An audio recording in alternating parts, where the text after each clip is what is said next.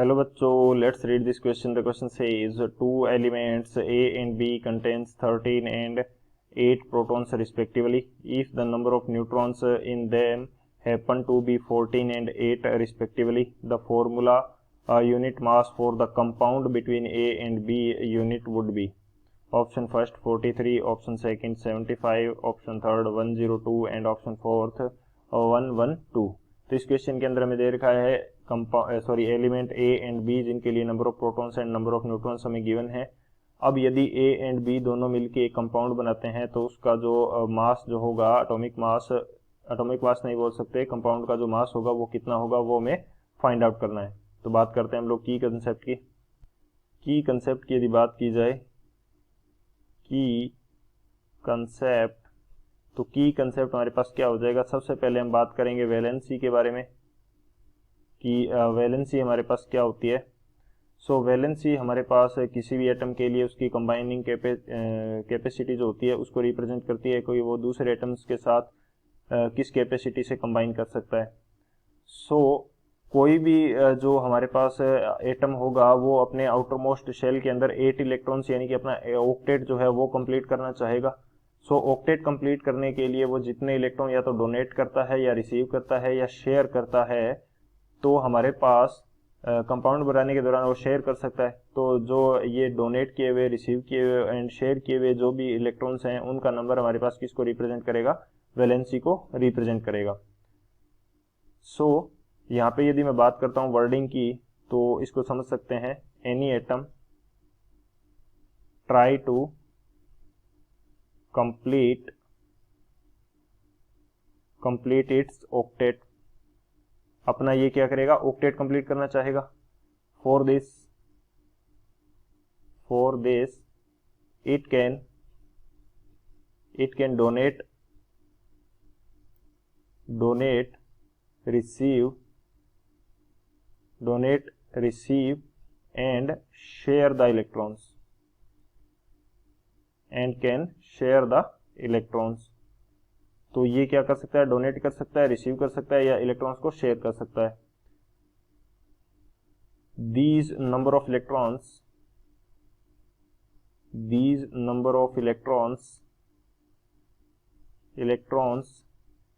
tend to be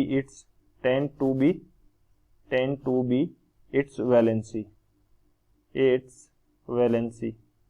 तो ये क्या करेगा कि इसकी वैलेंसी को रिप्रेजेंट करेंगे. ये जो डोनेट किए हुए, रिसीव किए गए या शेयर किए गए इलेक्ट्रॉन्स हैं इनका नंबर क्या करेगा, वैलेंसी को रिप्रेजेंट करेगा. और वैलेंसी के अकॉर्डिंग जो भी एटम हैं वो दो या दो से ज़्यादा एटम मिलके क्या बनाते हैं, कंपाउंड बनाते हैं. सो ये हमारे पास एक तो की कंसेप्ट हो जाएगा. सेकेंड हम बात करते हैं एटॉमिक मास की. एटॉमिक मास या कह सकते हैं इसको मास नंबर, एटॉमिक मास या मास नंबर. सो ये हमारे पास क्या होता है, ये होता है number of protons plus number of neutrons. ये किसको रिप्रेजेंट करेगा, एटॉमिक मास को या मास नंबर को. तो ये दो हमारे की कंसेप्ट हो जाएंगे. इन दोनों की कंसेप्ट की हेल्प से इस क्वेश्चन को सॉल्व करते हैं. सॉल्यूशन की यदि बात की जाए तो सबसे पहले हम देख लेते हैं कि जो हमारे पास एलिमेंट ए एंड बी है उनका जो वैलेंसी जो है वो कितनी है. हमने बात करी थी कि वैलेंसी क्या होती है कि एटम क्या करता है, ऑक्टेट कंप्लीट करना चाहता है.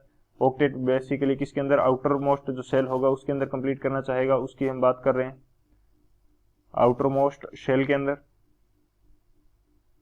8 इलेक्ट्रॉन्स वो क्या करना चाहेगा, कंप्लीट करना चाहेगा. तो उसके लिए जितने वो शेयर करेगा, डोनेट करेगा या रिसीव करेगा उस इलेक्ट्रॉन के नंबर को क्या बोलेंगे, वैलेंसी बोल देंगे.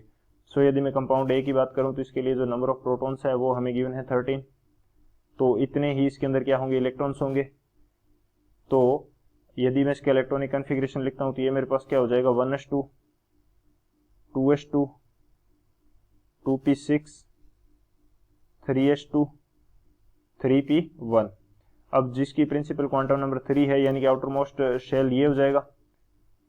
जो 3 प्रिंसिपल क्वांटम नंबर वाला शेल है ये क्या हो जाएगा, आउटर मोस्ट शेल हो जाएगा. और आउटर मोस्ट शेल के अंदर इलेक्ट्रॉन्स कितने हैं, 3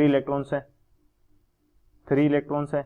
अब इसको ऑक्टेट कंप्लीट करने के लिए यानी कि 8 इलेक्ट्रॉन कंप्लीट करने के लिए इसके पास दो ऑप्शन है. या तो ये 3 इलेक्ट्रॉन्स क्या कर सकता है, डोनेट कर सकता है, और पॉजिटिव आयन बना लेगा। जब इलेक्ट्रॉन डोनेट करेगा तो क्या बनाएगा, पॉजिटिव आयन, और जब इलेक्ट्रॉन रिसीव करेगा तो क्या बनाएगा, नेगेटिव आयन।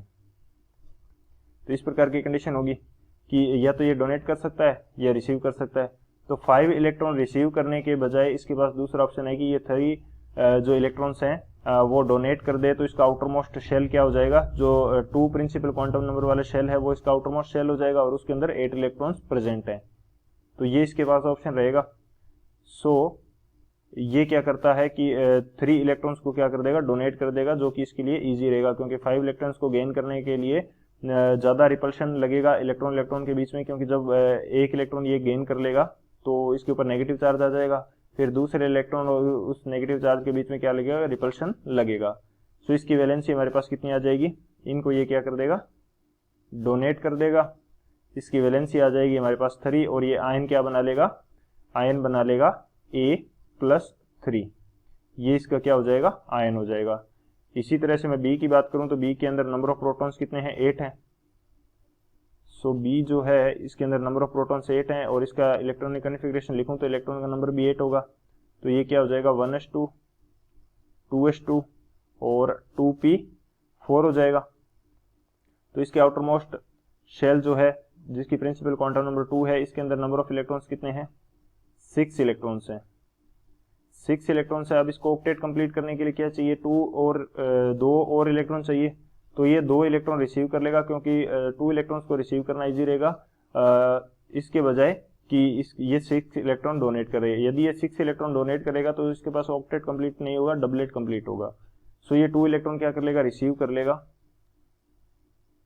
रिसीव करेगा और ये आयन कौन सा बना लेगा, ऑक्टेट तो कंप्लीट हो जाएगा इसका, ये नेगेटिव आयन बना लेगा जो कि क्या हो जाएगा, B-2। ये आयन बना लेगा। अब हमारे पास 2 आयन्स हैं, A+3 एंड B-2। तो इससे हमारे पास क्या बनेगा, एक कंपाउंड बनेगा। कंपाउंड किससे बनता है, जो इसकी वैलेंसी होती है उनको क्रॉस मल्टीप्लाई कर देते हैं विदाउट साइन, तो A2B3 ये हमारे पास क्या बन जाएगा, कंपाउंड बन जाएगा। अब इस कंपाउंड का मॉलिक्यूलर वेट हमें फाइंड आउट करना है। तो इसका मैं एक एटॉमिक वेट फाइंड आउट कर लेता हूं, atomic weight of A, weight of A. एक एटॉमिक वेट यदि फाइंड आउट करेंगे तो ए के अंदर नंबर ऑफ प्रोटॉन्स कितने थे, नंबर ऑफ प्रोटॉन्स हमारे पास थे 13 प्लस नंबर ऑफ न्यूट्रॉन्स हमें कितने गिवन है, नंबर ऑफ न्यूट्रॉन्स हमें गिवन है 14, नंबर ऑफ न्यूट्रॉन्स हमें कितने गिवन है 14। तो इसका एटॉमिक वेट कितना आ जाएगा, 27 आ जाएगा। इसी तरह से एटॉमिक वेट ऑफ बी यदि मैं फाइंड आउट करूंगा तो बी के अंदर नंबर ऑफ प्रोटॉन्स 8 हैं, नंबर ऑफ न्यूट्रॉन्स भी 8 हैं, तो ये कितना आ जाएगा 16। ये ए और बी का आ गया।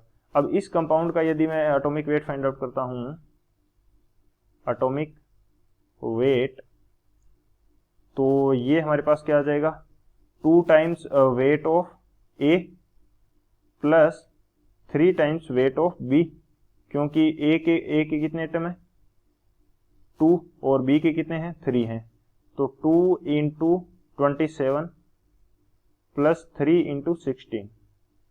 तो ये हम देख लेते हैं, 2 इंटू 27 यानी कि 54 आ जाएगा, प्लस 3 इंटू 16 यानी कि 48 आ जाएगा। जब इसको सॉल्व आउट करेंगे तो ये आ जाएगा हमारे पास 102 आ जाएगा। तो हमारे पास इस कंपाउंड के लिए एटॉमिक वेट कितना आएगा 102। कौन सा ऑप्शन करेक्ट हो जाएगा वो भी हम देख लेते हैं। तो ऑप्शन जो हमारा सी है वो करेक्ट होगा 102। So option C is the final answer. I hope you understood it well. Best of luck. Thank you.